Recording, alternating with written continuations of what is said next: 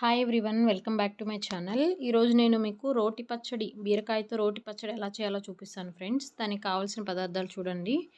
Tomato, పచ్చిమిర్చి, బీరకాయలు, ఉల్లిపాయలు, చిన్నుల్లిపాయలు, కరివేపాకు, కొత్తిమీర.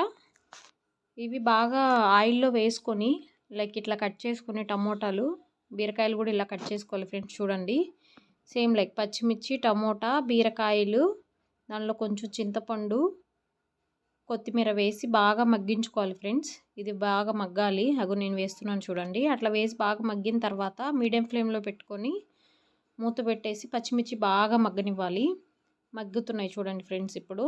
బట్ ఇంతకన్నా ఇంకా మంచిగా మగ్గాలి. బాగా మగ్గితే మంచిగా టేస్ట్ వస్తుంది. దంచడానికి కూడా పచ్చిమిర్చి అవంతా మంచిగా వేగాలి. ఇప్పుడు ఇక్కడ ఇది ఆల్రెడీ వేగింది చూడండి ఫ్రెండ్స్. ఇంక నేను పచ్చడి నూరుతాను. కాకపోతే మన హైదరాబాద్లో సిటీస్లో రోళ్ళు అనేవి ఉండవు కదా ఫ్రెండ్స్. ఊర్లో అయితే మనకు అన్ని రోళ్ళు అవన్నీ ఉంటాయి కదా. సో నేనేం చేశానంటే ఇక్కడ స్టీల్ ఫ్యాక్టరీలో అల్యూమినియంది వచ్చేసి చిన్నది రోల్ తీసుకున్నాను. ఇదే రోలు. ఏదైనా పచ్చడి నూరేటప్పుడు ఫస్ట్ ఆ పచ్చిమిర్చి మన కళ్ళలో పడకుండా ఉండాలి అంటే కల్లుప్పు ముందు వేసి దాని తర్వాత చిన్నుల్లిపాయలు వేసి దంచితే ఆ కల్లుప్పు అనేది రగడ్ ఉంటుంది కాబట్టి సో పచ్చిమిర్చి దంచినా కానీ అది ఎగిరి మన కళ్ళలో పడదు. సో కల్లుప్పు, చిన్నుల్లిపాయల తర్వాత నెక్స్ట్ పచ్చిమిర్చి వేసి పచ్చిమిర్చి బాగా మెదిగిన తర్వాత నెక్స్ట్ బీరకాయ, టమోటాలు, చింతపండు ఏదైతే మనం బాగా వేయించి పెట్టుకున్నామో అవి వేయాలి ఫ్రెండ్స్. అవి వేసి బాగా దంచాలి. బాగా అంటే దంచుకుంటూ ఉండాలి బాగా. ఇట్లా మెదిగిన తర్వాత ఇప్పుడు మనం దీంట్లో పచ్చిమిర్చి వేసేసాము, టమోటాలు వేసేసాము, చిన్నుల్లిపాయలు వేసాము, ఉప్పు వేసాము, చింతపండు కూడా వేసేసాము పులుపుకి సరిపడా. ఇప్పుడు మనకు ఒకసారి ఉప్పు సరిపోయిందో లేదో చూసుకొని ఉప్పు తక్కువైతే కనుక ఉప్పు వేసుకోవాలి. నెక్స్ట్ కొత్తిమీర మాత్రం టమోటా పచ్చిమిర్చిలోనే మగ్గేసేయాలి. కానీ కరివేపాకు మాత్రం డైరెక్ట్గా బాగా కడుక్కొని ఒక 2 సార్లు డైరెక్ట్ ఇట్లా వేసేసి దంచుకోవాలి. బాగా నేను ఇట్లా వేసి దంచిన తర్వాత బాగా అంటే మెత్తగా అవ్వాల్సిన అవసరం లేదు. కరివేపాకు మాత్రం కొంచెం కచ్చపచ్చగా దంచుకోవాలి.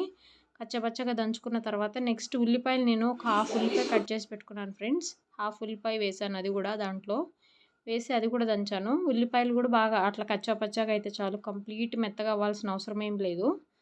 తీసుకొని అట్లా బాగా మెదిగిన తర్వాత తీసేసుకొని బౌల్లోకి సర్వ్ చేసేసుకుంటే అయిపోతుంది ఫ్రెండ్స్. It's very simple. మీరు కూడా ఒకసారి ట్రై చేయండి. ఇంకొకటి ఏంటంటే పచ్చిమిర్చి ఒకసారి, టమోటా ఒకసారి, బీరకాయలు ఒకసారి, ఇవన్నీ సపరేట్గా ఏమి నూనెలో వేయించుకోవాల్సిన అవసరం లేదు. అన్నీ ఒకటేసారి మగ్గించుకుంటేనే బాగా మగ్గుతాయి కూడా. చింతపండు కూడా స్టార్టింగ్ స్టేజ్లోనే వేసేసేయండి. చింతపండు కూడా మంచిగా మగ్గుతుంది. వేసేసుకొని అన్నం, పచ్చడి, నెయ్యి, ఇదే మా సాటర్డే ఫుడ్ మేము మధ్యాహ్నం తీసుకున్నది. సో ఇంతకన్నా మంచి ఫుడ్ ఇంకేమైనా ఉంటుందా ఫ్రెండ్స్? మీరు కూడా ఇలా ట్రై చేసి నాకు కమెంట్ చేయండి. అండ్ ఆల్సో నా ఛానల్ని సబ్స్క్రైబ్ చేయండి ఫ్రెండ్స్. సబ్స్క్రైబ్ చేస్తే indirectly that will be very helpful for me. You can subscribe my channel.